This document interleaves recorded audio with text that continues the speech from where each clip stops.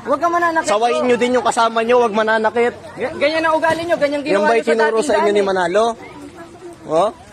Hindi ata kayo tinuturuan ng ministro nyo na maayos eh. Hindi, opinion ko yun bro. May karapatan akong magsalita. May karapatan akong magsalita. Lagi ganyan ang gawa nila, uupo,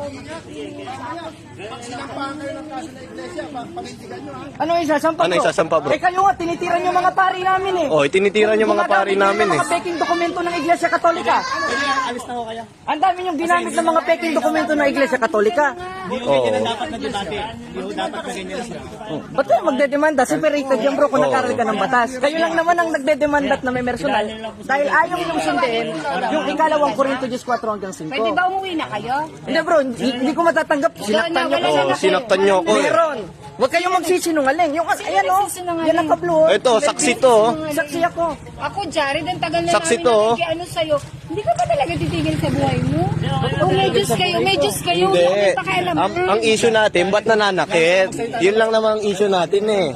Takot kasi kayo sa Oh, debate. yung friend mo, hindi kami nakikita. Aral sa aral lang naman kasi tayo eh. Ikaw rin lang, i-blatter natin yun.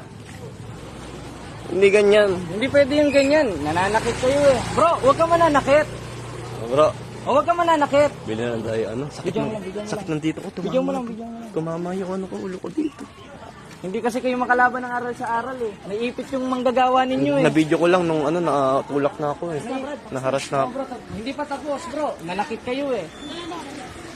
Video, binibidyoan mo pa ako eh.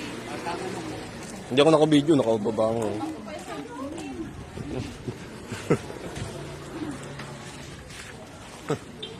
May tinuturo sa inyo ni Manalo. Tara na lang. May bis na ano eh. Wala